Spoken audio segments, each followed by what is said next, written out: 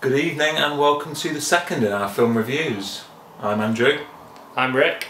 Hi, and the film we're going to discuss tonight is Batman from 1989. As everyone knows, directed by Tim Burton with Michael Keaton as Batman and Jack Nicholson as the Joker. Now, as far as I'm aware, everyone already knows the story of Batman. Everyone already knows that Michael Keaton wasn't the original choice for Batman. There was a lot of protest, that the film is not particularly faithful to any of the original comics, like The Killing Joke. I'm aware that Vicky goes into the Batcave and it shouldn't have really been done. But to be honest, I'm very biased. I love this film, and I know Rick loves it as well. Yeah. We grew up with this Batman, so I'm not going to sit here and tell you all the stuff that's wrong with it. I'm going to talk about the stuff that's right with it. So let's go. We already assume you know the story, of course. Batman, the origins are that he's just at ground level. He's already started fighting crime in Gotham. Then there's an incident, which is this scene here at the Axis Chemical Factory. Batman accidentally drops the Joker into a vat of chemicals. He in turn becomes the Joker, and they wage war for the love of Vicky Vale, played by Kim Basinger. So, Rick, anything there you'd like to add about what you like about the film? Well, it's like I said, it was the one we were brought up on, so it's the one that we're going to like the most anyway. But even sort of, you get people now just defending Christian Bale's one blindly and just being like, oh, this is nothing, this is camp compared to it. And I can see sort of where they're coming from, but it's more iconic, this one, than Christian Bale's, because it's set in realism, but it's I just don't think, like, this is more visually impressive, I think. And I don't mean that by like big explosions and things like that. I mean, like, if you pause the scene in this Batman and look at that, I mean, it looks like something you could see out of a comic book. Yeah, you don't get that in the Christian Bale version. No, you don't. I think it's beautifully lit here. Look at the backdrop. You've got the way that he's positioned in the frame. He's got that beautiful bat costume on, and he's got one of my favourite weapons, the spear gun there, which is just the coolest thing in the world. He also has the best Batmobile, easily. Absolutely. Hands down, that is easily the most iconic It's Batmobile. an awesome Batmobile. The bit where he goes shields, and the shields come up, and it covers the lights, and it covers the front, and then shields open, and it can just drive itself down the road, and that's just incredible. I feel like it's such a hard movie to do a review of, because it's a movie we both love so much, so it's hard, we're biased from the get-go, to be honest. I was not going to sit here and go, oh, it's a disgrace that Vicky was allowed into the Batcave, or there are some flaws, I will admit. The scene. What's the biggest flaw in the whole film? Well, for me, it's everyone at the moment at the anniversary, and the Joker's there with the long gun. I think the barrel's like a metre and a half, and he shoots down the bat plane. Now, for me, there's two things wrong with that. First of all, a gun would not shoot down a bat plane that's made of probably moulded steel that has machine guns and grenades coming from it.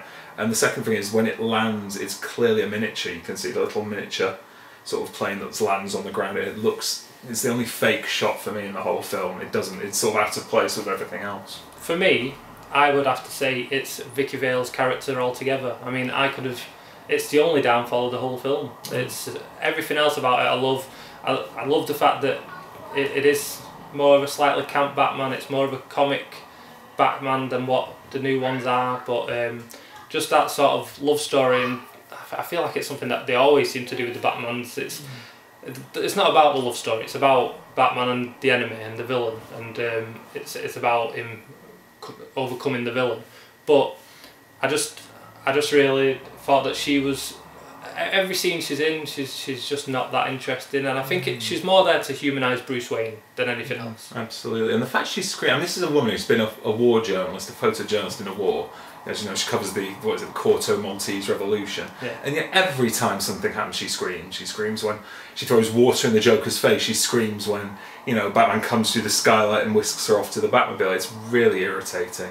Yeah, she's not particularly well. She's the damsel in distress throughout the whole film, but why give her that backstory if they're just going to make her that damsel in distress? Yeah, it doesn't make any sense that, as I say, a photojournalist with experience who's probably seen, horrible things is frightened by, throwing water in the face of a man with makeup on his face. I mean, goodness me, that's to me, her performance. If they took her out completely, it wouldn't have affected the film terribly, I don't think. Made it better. Would have made it better. And so about Jack and Keaton, where do you stand on those two? Is Jack the definitive Joker for you? No. I think if you go to Jokers, I think Jack Nicholson's Joker is brilliant, and I'm not going to say that he's not a good Joker, but I just think Heath Ledger's Joker probably does win over Jack Nicholson's, just because maybe it's because he was just brilliant in that role. But I think Michael Keaton easily beats Christian Bale's Batman, because Michael Keaton is just a person who you can imagine is actually dressing up as a bat and going out fighting crime dressed up as a bat. He's just got he just looks like the sort of person that would do that. Even when he says Bruce Wayne, he's not this like calm, collected billionaire. He looks sort of troubled all the time, and he's jittery. He can't seem to make a decision without Alfred being there. And yeah, it's exactly what Tim Burton said. He said, "I put Michael Keaton in that suit because Michael Keaton looks like he would need that suit. If he came up to you and tried, you wouldn't be remotely intimidated. Whereas a man dressed like that, with that voice, that brilliant voice, that would scare the out of me. I'll be honest with you. Excuse the language, ladies and gentlemen." Yeah, and it's not the voice where it's ridiculous. Like, I mean, I get the Christian Bale voice. He's meant to be like a beast inside the suit and like an animal. But sometimes when you're watching that, you're just thinking like, that's gotta hurt his throat. I mean, he's just like wrenching his voice box just every single time he puts that suit on. No, it's like, remember Chester Barrington from Linkin Park, who used to scream the lyrics of his songs and you just think, good lord, how the hell? Imagine him the next day. Give that man a Lemsit. Absolutely. So yeah, I won't sit here, like I say, I'm aware that there are flaws, but there are a million other reviews out there who've covered the flaws with Batman. But to me, it's the perfect film for its time. You couldn't have made Christian Bale's Batman in 1989, just like you wouldn't really get away with Michael Keaton today. You know, I'm aware of how old I think this film holds up pretty well though. I mean, like, because obviously we've watched it recently and for reviewing it, I still think it's a really good film, and I think that you've got all sort of good elements. You've not got all. I mean, George Clooney playing Batman should never have happened. No, he admits that. Val Kilmer playing Batman should never have happened. The only thing good about any of the Batman films that I can think of off the top of my head was the Riddler. Yeah, the Riddler Jim was Carrey terrific. playing the Riddler. Yeah, he was really perfectly cast as that part. I'd have loved to have seen him face Keaton, but yeah, that would have been wonderful because they're both, they've both got that high energy sort of performing style. That I could imagine that. I think them two were brilliant at playing Bruce Wayne and terrible at playing Batman. Yeah, absolutely. But yeah, I think to me, as I've said, Keaton will always be the Batman that I remember. The Batman I grew up watching when it was on TV when I was growing up. The one I saw in Batman Returns, and the one I'd known from Beetlejuice and from Mr. Mom and films like that. So right. Yeah. Is there anything else you want to say to it? No, what I can say is just, if you haven't seen it, go and seek out. It's everywhere. Definitely. Yeah, if you've not seen this film and you've only seen the Christian Bale version, this is definitely worth watching. Okay, so in conclusion on Batman, where would you put it?